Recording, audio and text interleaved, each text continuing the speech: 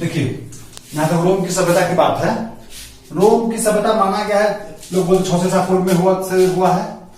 509 से 45 ईसा पूर्व इसका कार्यकाल माना जाता है। लेकिन ऐसा नहीं कि रोम इस समय बना था, रोम इससे पहले ही बन चुका था। रोम की स्थापना जो है, रोमनगर जो है, इसका स्थापना कहाँ हुआ है? टाइबर नदी के दक्षिण में लैटियम नाम का एक जिला था, वहां पर 1000 ईसा पूर्व में ही हो गया था। लैटियम को याद रखिएगा कि इसी के नाम पे भाषा यहाँ का था, उसको कहा गया लैटिन। क्या कहा गया?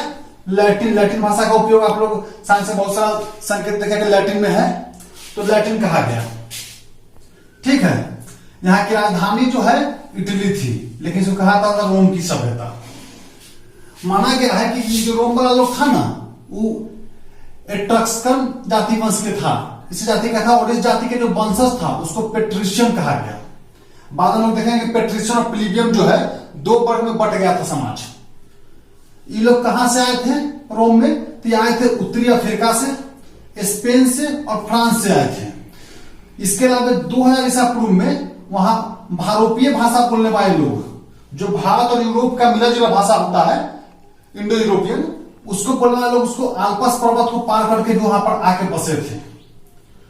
चूंकि यहाँ पर काफी लोग यूनान से भी आए थे, यूनान से आके और दक्षिणी इटली में लोग बस गए थे, बहुत सारे लोग।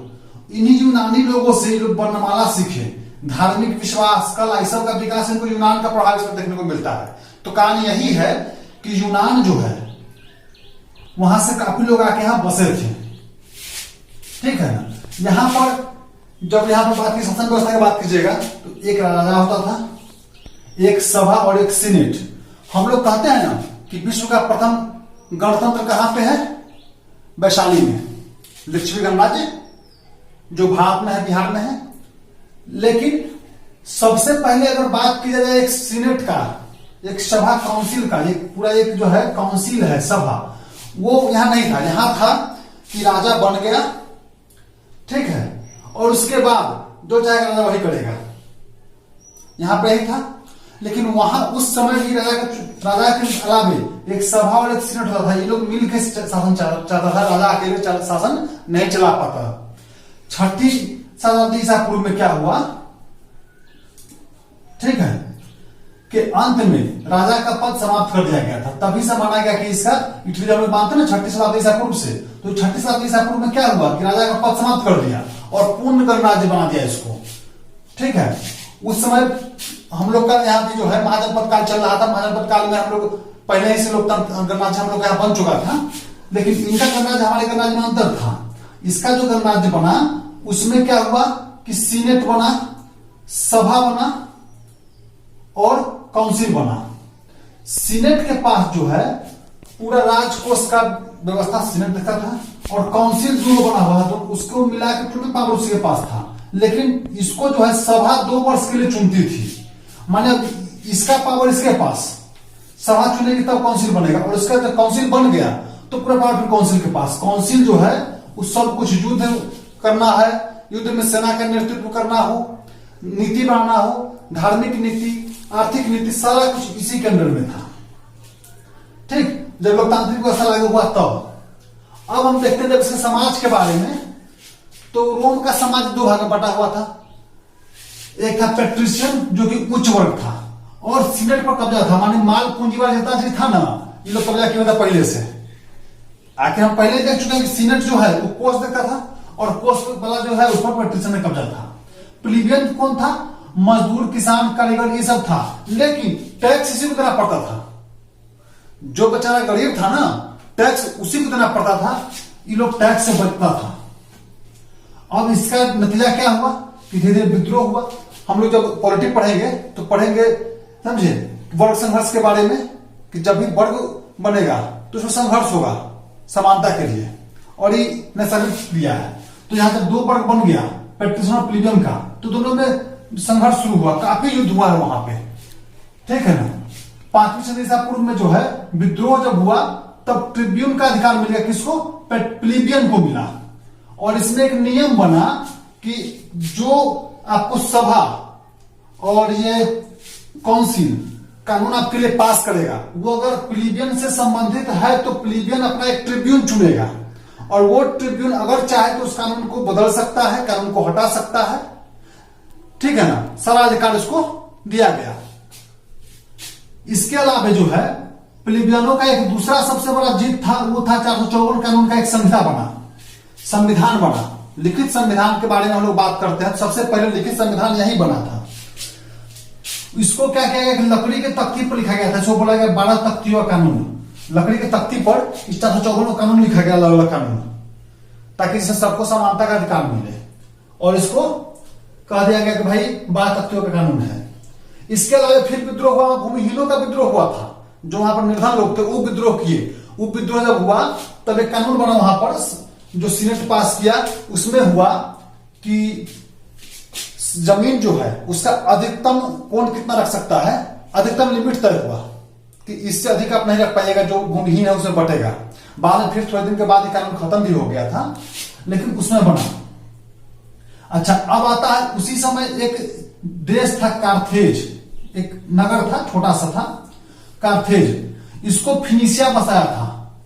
फिनिशिया वासी से लोग जो था, फिनिशिया के लोग जो था, वो लोग जाके इसको 9वीं सदी में, 9वीं ईसा पूर्व में बसाया। इसका चर्चा करना जरूरी इसलिए आता है कि कार्थेज जो है वो कुशल नाविक था। नाविक काहे था कि फिनिशिया वाला लोग नाविक था, फिनिशिया के लोग को माना जाता था कुशल नाविक पूरे विश्व में, और फिनिशिया वाला इसको बसाया तो ये अपने पूर्वजों से गुण सीख लिया था और कुशल नाविक था। तो मिस्र, यूनान, स्पेन और भूमध्य सागरीय व्यापार पर इसका कब्जा था, कार्थेज का।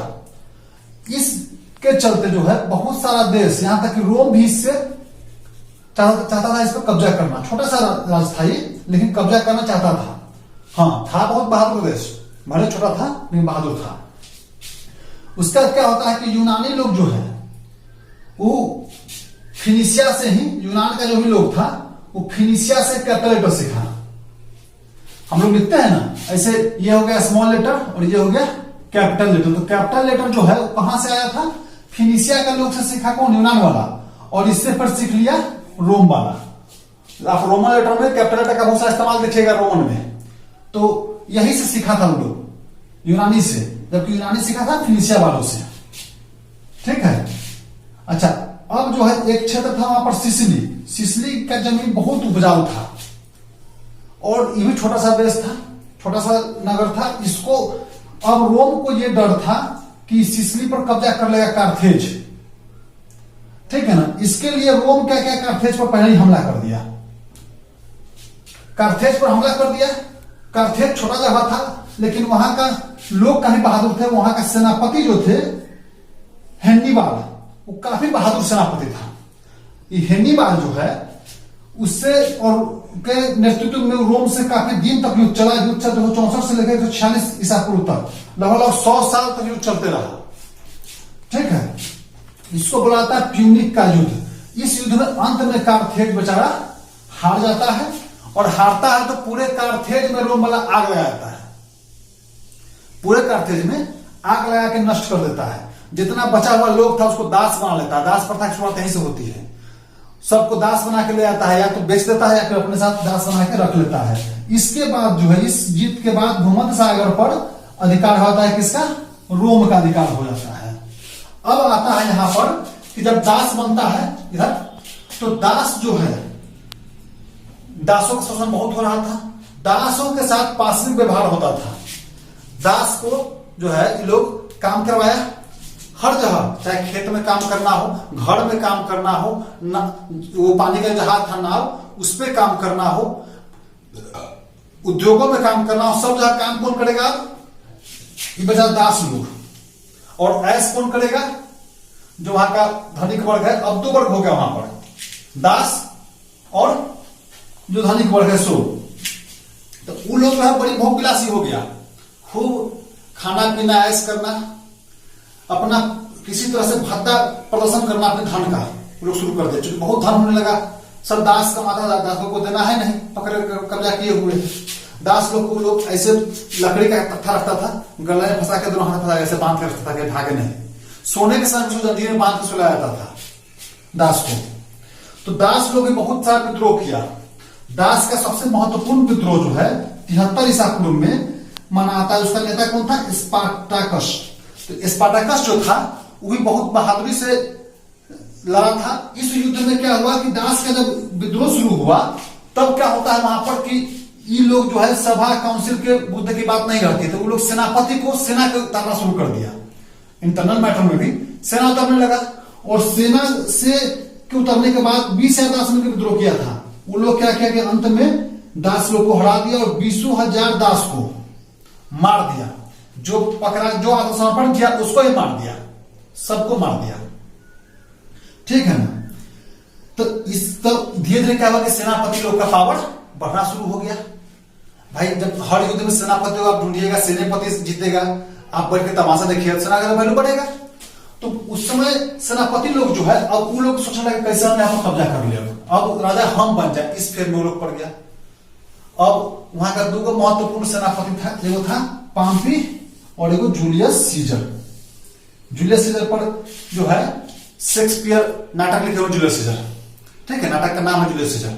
जूलियस सीजर पर बहुत सारा फिल्म सब बना हुआ है, लोग को जूलियस सीजर बहुत बड़ा हीरो लगता है, लेकिन जब हम इस इतिहास को पढ़ते हैं ना तो लगता है कि जूलियस सीजर से बड़ा हीरो जो है इसका पोतवा था, इसके भाई का पोता था अगस्टस, ठीक है। तो वहां आते हैं हम लोग, तो पाम्पी जो है इसको जो है मिस्र में बुला के और धोखा से मार दिया जाता है। ये मिस्र में रहते, हो सकता है कि ये बेचारे इस मारने वाले षड्यंत्र में शामिल, दोनों में कंपटीशन चल रहा था, ठीक है ना। और ये बेचारा मर गया। ये बेचारे को क्या होता है, मिस्र की जो रानी थी क्लियोपेट्रा, इसको देख के बेचारे जो है अपना शुद्ध बुद्ध खो देते हैं, और इसके मोह जाल में काफी दिन तक होता ही पड़ लाते हैं, लौटवे नहीं करते हैं लोग, ठीक है ना। क्लियोपेट्रा और जूलियस सीजर के प्रेम की कहानी पर बहुत सारा फिल्म बना हुआ है। ये क्लियोपेट्रा का जब फोटो देखिएगा ना तो लगता है कि जैसे कोई विष कन्या हो। कहा भी आता है कि विष कन्या थी, तो कोई बोलता है कि अपने साथ सांप रखती थी, बोला था कि मरी तो सांप से ही, अपने खुद के सांप से डसवा कर मरी, जो भी बहुत सारी कहानी है, ठीक है। उसके बाद जब यहां से 46 ईसा पूर्व में ये सीजर जो है लौटा रोम, और लौटा तो तनाशाह बन गया। तनाशाह बन गया, कहा कि ना हम सीनेट मानेंगे, ना सभा मानेंगे, ना काउंसिल मानेंगे, हम जो कहेंगे वही चलेगा। तब क्या हुआ कि सीनेट वाले लोग जो आपस में मीटिंग किया, कहा कि ये तो बड़का बॉस बन रहा है, तो राजा बन गया, हम लोग तो राजशाही खत्म कर चुके हैं 6ठी शताब्दी ईसा पूर्व में, फिर राजा बन रहा है, इसको सीधा करते हैं, इनको बुलाओ। सब प्लानिंग कर लिया यहाँ पर, इसको बुलाया सीनेट के मीटिंग में। अब बुलाया क्या होता है, इसको मार दिया, ठीक। ये बेचारे कहानी जो है 44 ईसा पूर्व में सीनेट की बैठक में इसकी हत्या हो गई, इसका काम खत्म हो गया। इसके मरने के बाद ये लोग सोचा था कि राजा का सिस्टम खत्म हो जाएगा, लेकिन फिर क्या हुआ, सीजर का दो दोस्त था, मार्क एंटनी और लेपिडस, ये दोनों दोस्त और इसके भाई का पोता ऑक्टेवियन, ये सब मिलकर क्या किया, फिर शासन करने लगा रोम पर, कब्जा कर लिया। और जब कब्जा किया तब कहा कि भाई सब सीनेट वाला को मारना शुरू किया कि तुम लोग मारा है जूलियस सीजर को ना, जो मारा है सबको मारो। जब मारना शुरू किया तो उसका जो दो नेता था ब्राटस और कैसियस, ये दोनों भाग गया विदेश, समझे, छोड़ छाड़ के, अब सर ऐसा को नहीं छोड़ेगा, मारवे करेगा। भाग गया, और भागा तो कहा कि भाई इसको पता चलेगा ऑक्टेवियन को, तो ये हम ना छोड़ेगा, ये सब भिड़ा हुआ है, जो मारा है इसको मारना है। तो यहाँ पर गया तो सेना बनाया अपना, दोनों मिलके बहुत बड़ा सेना का गठन किया, ठीक है। तब तक उसको चल गया पता ऑक्टेवियन को, ऑक्टेवियनवा जो है इस पर हमला कर दिया, दोनों में खूब युद्ध हुआ, अंत में इसको दोनों को मार दिया, समझे, ब्राटस को और कैसियस को, दोनों को जो है ना मार दिया। सब जो मारा जूलियस सीजर को मारा था, देखते ना फिल्म में बदला लेता है, बदला ले लिया, सबको मार दिया। ये जो है उसके बाद जो है अब वह कहा कि हम शांति से राज करेंगे, तब अपने आप को उपाधि दिया, कौन सी का उपाधि दिया, 37 ईसा पूर्व में ऑक्टेवियन जो है अगस्टस और इंपेरेटर का उपाधि दिया। तो आप लोग सुनते हैं ना कि अगस्टस बहुत ही महान राजा हुए थे, अगस्टस का नाम क्या था, मेन ऑक्टेवियन था, बाद में वो बन गया अपना अगस्टस, ठीक है। और काफी समय तक वो राज किए थे। मुख्य जो है इसमें यही है, और इसका जो प्रश्न वगैरह होगा तो आपको बता देंगे।